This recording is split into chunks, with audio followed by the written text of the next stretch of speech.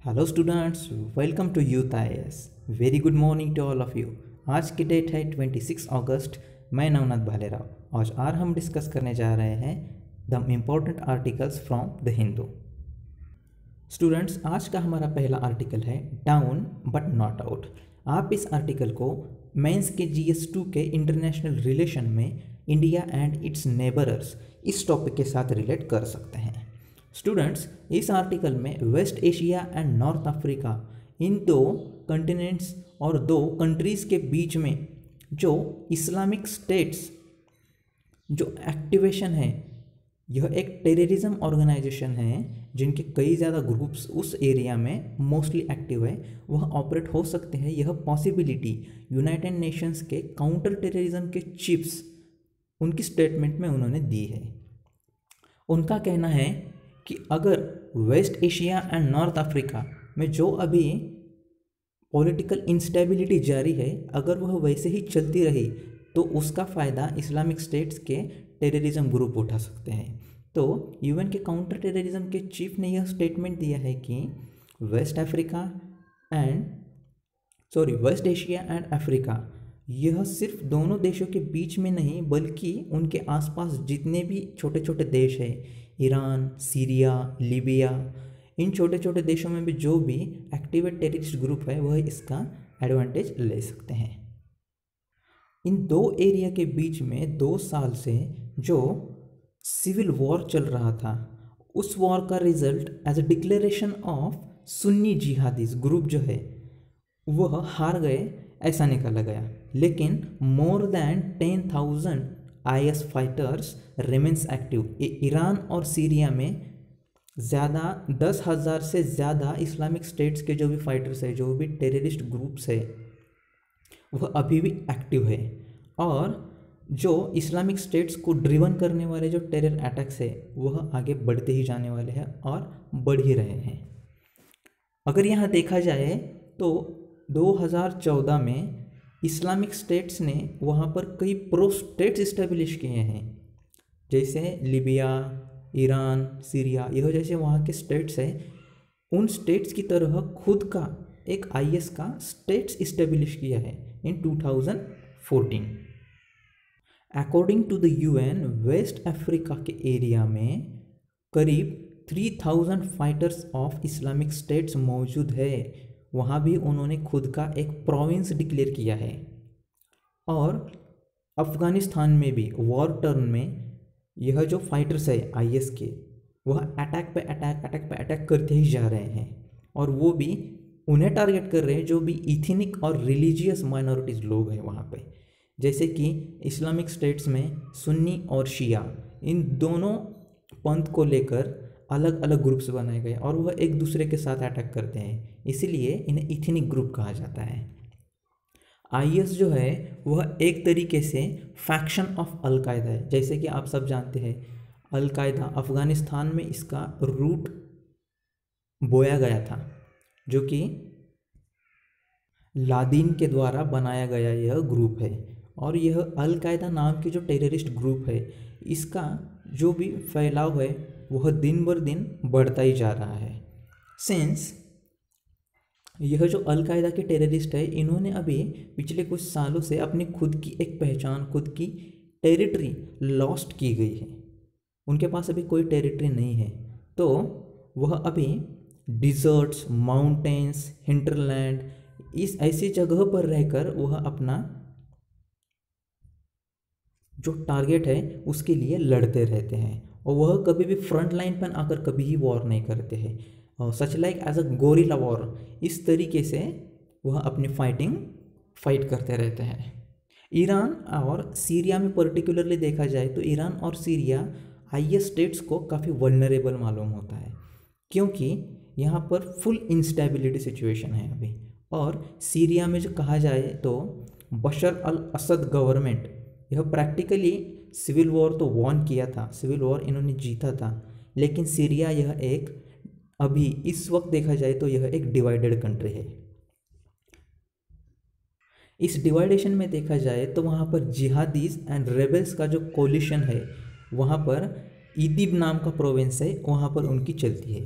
और अगर north west part में देखा जाए तो वहाँ पर कुर्दिश रेबल्स, कुर्दिश पंथ के जो लोग हैं उन्होंने खुद की एटोनॉमी डिक्लेयर की है। और सीरियन तुर्किश बॉर्डर है, वहाँ पर तुर्की और प्रो तुर्की लेवल्स उन्होंने खुद के अपने अपने फाइटर्स तैयार करके वहाँ पर खुद की एटोनॉमी की है। और अगर देखा जाए तो वहाँ के जो कुर्दिश लोग हैं उनके साथ उनका परमानेंट कॉन्फ्लिक्ट है। अभी तक कुर्दिश और तुर्किश इन दोनों के बीच में कभी भी सुलह का मौका नहीं मिला है। वहाँ पर हमेशा दोनों के बीच परमानेंट कॉन्फ्लिक्ट ही रहा है और शायद ऐसे ही रहेगा। पिछले कुछ सालों में देखा जाए तो ईरान में भी काफ़ी तरह से इंस्टेबिलिटी थी और इस इंस्टेबिलिटी का रीज़न यह टेररिस्ट ग्रुप ही थे। लेकिन पिछले कुछ मंथ में वहाँ पर लोगों ने प्रोटेस्ट किया और इंस्टेबिलिटी थी, तो फाइनली वहाँ पर एक गवर्नमेंट इस्टेब्लिश हो गया है। और वहाँ के जो प्राइम मिनिस्टर है मुस्तफ़ा अल खदीमी, इन्होंने ज़्यादा तो यूएस के साथ इनकी चलती नहीं है, यानी ईरान का और यूएस का पहले से ही झगड़ा है और उसमें ईरान भी अभी तीसरा छोर होकर उभरता रहा है। अगर ईरान में देखा जाए तो वहाँ पर प्रो शिया मिलिटीज़ है जो कि कंटिन्यू यूएस के साथ और इराक के साथ हमेशा वॉर छेड़ते रहते हैं। यह शिया और सुन्नी इन दोनों के बीच में बहुत से अरसे से वॉर शुरू ही है। अगर प्रैक्टिकली देखा जाए तो ईरान में यूएस यानी कि वॉशिंगटन और तेहरान इस फील्ड को इन्होंने बैटल फील्ड बना कर रखा है। इतना यह इथनिक और रिलीजियस चीज़ों को ध्यान में रखते हुए अपने फाइटर्स को तैयार करके वहाँ पर कंटिन्यूस सिविल वॉर करते ही रहते हैं। और यहाँ की मिलिटेंसी के बारे में देखा जाए तो यहाँ पर सबसे ज़्यादा एक्टिव ग्रुप देखा जाए तो वह है इस्लामिक स्टेट्स, आईएस ग्रुप्स। इसीलिए अगर वहाँ पे वेस्ट एशिया और अफ्रीका में जल्दी से जल्दी अगर पॉलिटिकल स्टेबिलिटी नहीं आती है तो यह टेररिस्ट ग्रुप, इस्लामिक स्टेट्स के जो भी टेररिस्ट ग्रुप है वह एक्टिव हो सकते हैं। और अगर यह दोनों एक्टिवेट हो गए तो वहाँ के जो जिहादीज़ ग्रुप है वह हमेशा फॉल्ट लाइन बनकर उभरते रहते हैं और एक दूसरे के साथ फाइट करते रहते हैं और उन्हें और एक चांस मिलेगा वहाँ का सिविल वॉर क्रिएट करके उस वॉर को विन करने का। स्टूडेंट्स, इस तरह से हमारा नेक्स्ट आर्टिकल है the marginalisation of justice in public discourse. आप इस आर्टिकल को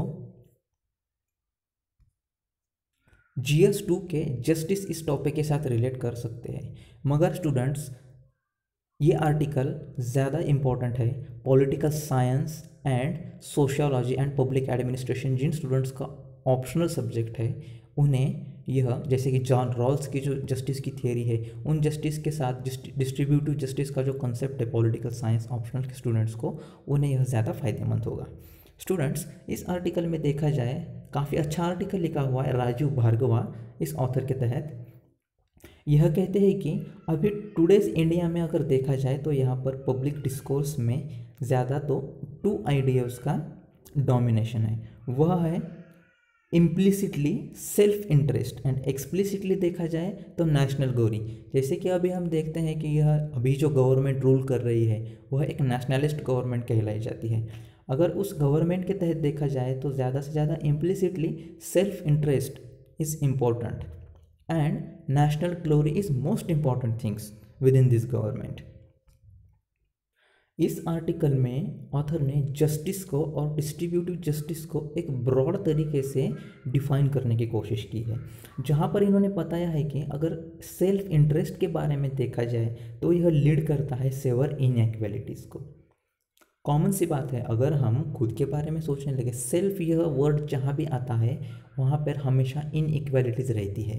अगर एक सोशल ग्रुप में, एक डेमोक्रेटिक कंट्रीज़ के माहौल में अगर हम सेल्फ इस वर्ड को कॉमनली रखते हैं तो वहाँ पर इनइक्वालिटीज़ आते ही आते हैं।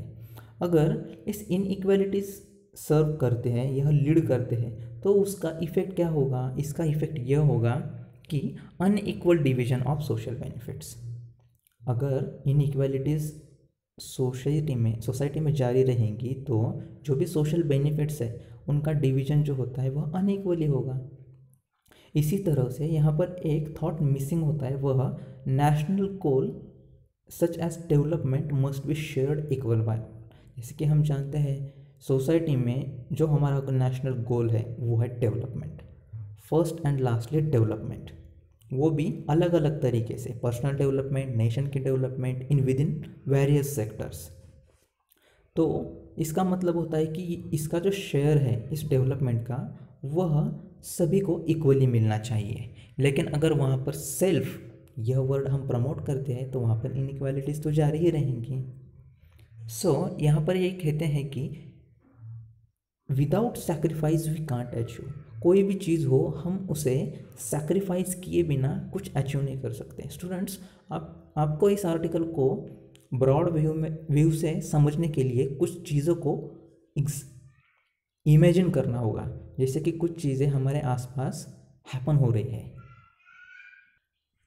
मगर जैसे कि इन्होंने कहा है कि without sacrifice we can not achieve. मगर अभी के ट्रेंड में टुडेज इंडिया में देखा जाए तो यहाँ पर जो सैक्रिफाइस है पीपल के द्वारा वह वर्चुअली सैक्रिफाइस है, वो भी किस किस टारगेट के लिए, वह है सेल्फ इंटरेस्ट के लिए।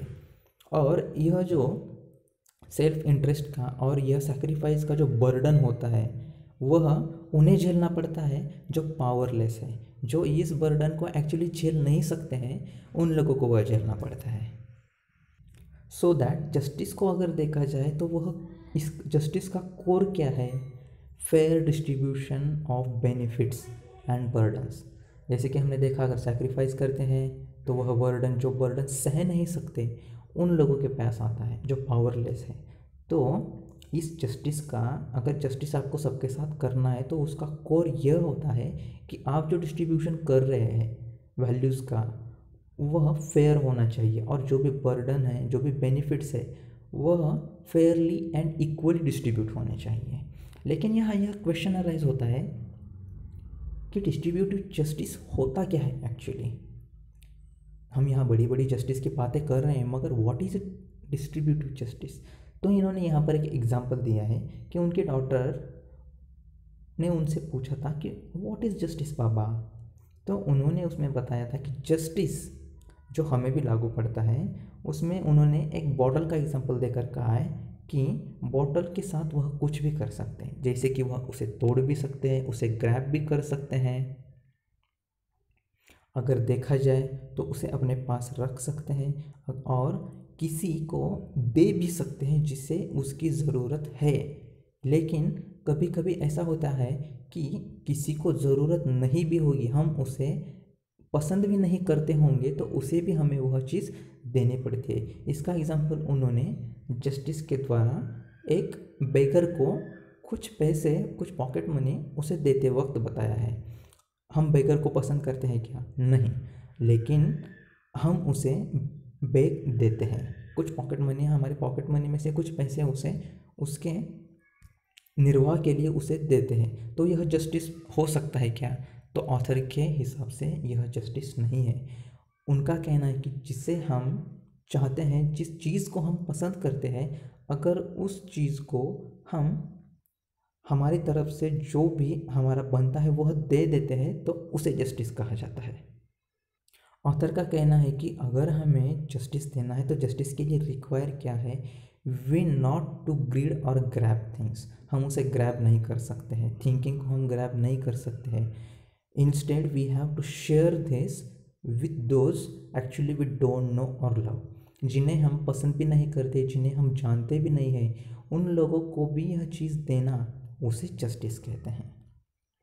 तो अगर डिस्ट्रीब्यूटिव जस्टिस की आइडिया को देखा जाए तो यहाँ पर डेविड ह्यूम इस फिलोसोफर का एक स्टेटमेंट देते हुए उन्होंने इसे एक्सप्लेन किया है। वह कहता है कि the idea of distributive justice presupposes not only to the social condition mark by the absence of love और फैमिलियरिटी। जहाँ पर हम फैमिलियरिटी समझते हैं उस सिचुएशन को ही सिर्फ प्रीसपोज करना और डिस्ट्रीब्यूट करना यह जस्टिस नहीं है, बल्कि बट आल्सो अदर्स, यानी जिन्हें हम पसंद नहीं करते, जिन्हें हम लाइक नहीं करते, जिन्हें हम जानते नहीं, उन लोगों तक भी उन चीज़ों का फैलाव करना, इसे डिस्ट्रीब्यूटिव जस्टिस कहा जाता है। इसके नाम में ही डिस्ट्रीब्यूटिव जस्टिस है, यानी जस्टिस को हमें डिस्ट्रीब्यूट करना है।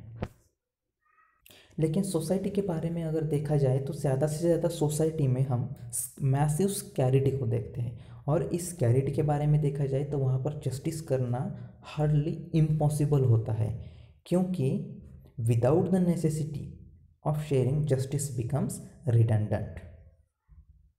इसीलिए एक समअप के लैंग्वेज में कहा जाए तो जस्टिस को एक्वायर करना हो, उसे इक्वली फेयरली डिस्ट्रीब्यूट करना हो, तो सोसाइटीज़ में जो स्कैरिटी है उस स्कैरिटी को not at high level but it should be the moderate, वह एक मॉडरेट लेवल पर होनी चाहिए। इसीलिए वी में safely conclude that justice is necessary social virtue, यानी जस्टिस को एक्सप्लेन करने के लिए, जस्टिस को डिस्ट्रीब्यूट करने के लिए हमें सोशल वर्च्यू की ज़रूरत पड़ेगी, and which are acts as a great moral value, वह एक ग्रेट मोरल वैल्यू के तहत एक्ट करते हैं। सो अगेन इन्होंने व्हाट इज़ जस्टिस इसे जस्टिफाई किया गया है। यहाँ पर इन्होंने जस्टिस की बेसिक आइडिया बताई है, वह यह है कि each person get what is properly due to him or her, that the benefit and burdens of society are distributed in manner that gives each person his or her due। Person की due के हिसाब से उसे justice मिलना चाहिए, यानी कि उस जो सोसाइटी के बर्डन्स है, जो बेनिफिट्स है, उसे डिस्ट्रीब्यूट किया जाना चाहिए, वो भी पर्सन के ड्यू के हिसाब से। तो यहाँ पर एक क्वेश्चन अराइज होता है कि पर्सन्स ड्यू माने क्या होता है, persons due, what is mean by persons due. अगर पर्सन्स ड्यू के बारे में देखा जाए तो यहाँ पर दो नोशन अराइज होते हैं, एक है हायरार्किकल नोशन और दूसरा होता है इलेजिटेरियन नोशन। हायरार्किकल नोशन के बारे में अगर देखा जाए तो यहाँ पर रैंक डिटरमाइन द बर्थ, इसके लिए यहाँ पर एक अच्छा सा एग्जाम्पल दिया है। उन्होंने कहा है कि हायरार्किकल नोशन के बारे में अगर देखा जाए तो सोसाइटी में जो अवेलेबल है वह कास्ट सिस्टम, यानी कि जो हायर कास्ट में बॉर्न हुए हैं उन्हें greater share of wealth, power, cultural status and knowledge यह मिलता है, जो कि हम देखते हैं।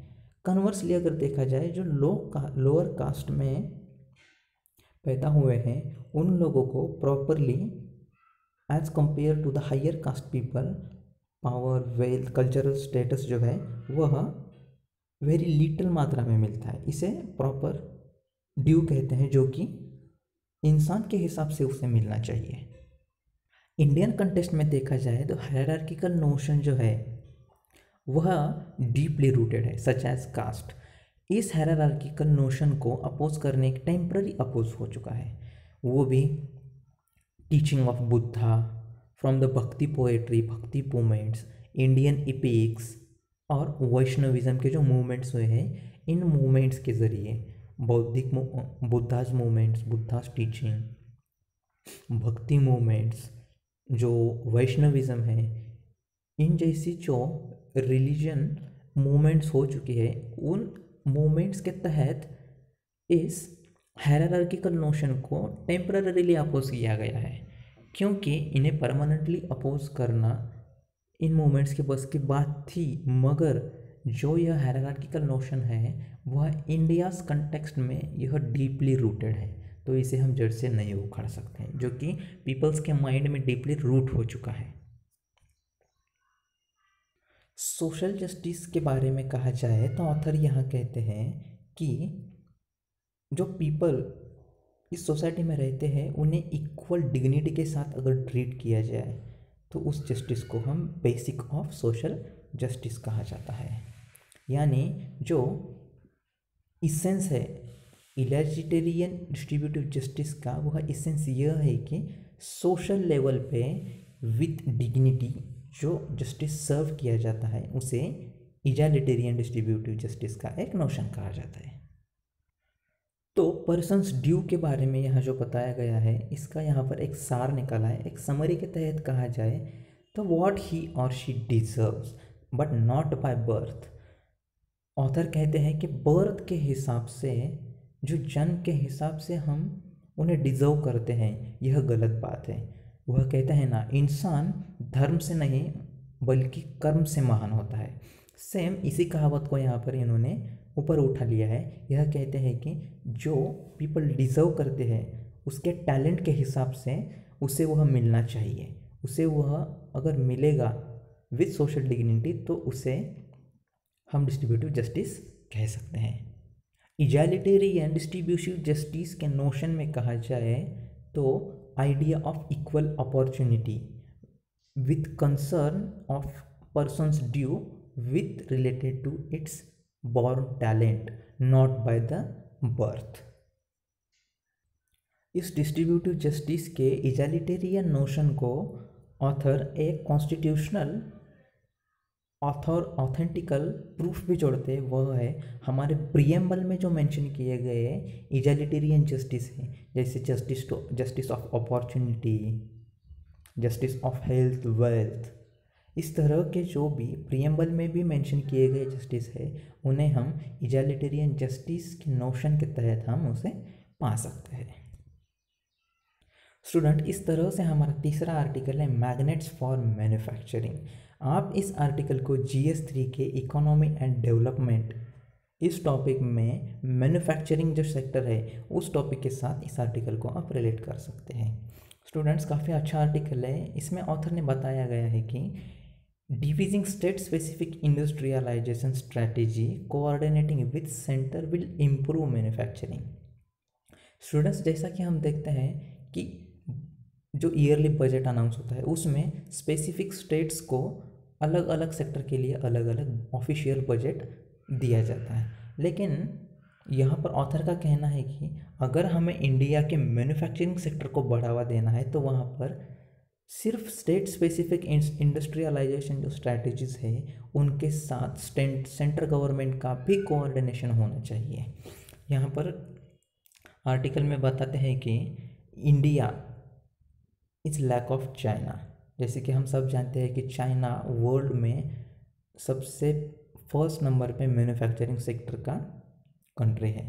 तो जो सेवरल मैन्युफैक्चरिंग कंपनीज़ है अभी इस कोरोना पेंडेमिक के दौरान वह चाइना से निकलकर अदर्स कंट्रीज़ में जाना चाहती है, जैसे कि इंडिया में काफ़ी कंपनीज़ ने उनका प्लांट करने के लिए परमिशन सेंट्रल गवर्नमेंट से मांगी थी। तो इसमें ज़्यादा से ज़्यादा American, Japanese and south Korean companies है जो कि चाइना से निकलकर इंडियन गवर्नमेंट के साथ रीलोकेट होकर इंडिया में खुद के प्लांट बनाना चाहती है। तो इसका फ़ायदा हम उठा सकते हैं क्या, इसको यहाँ पर एक्सप्लिसिट किया है। और why this companies are came out from China to India, इसके बारे में भी कुछ रीजंस बताए।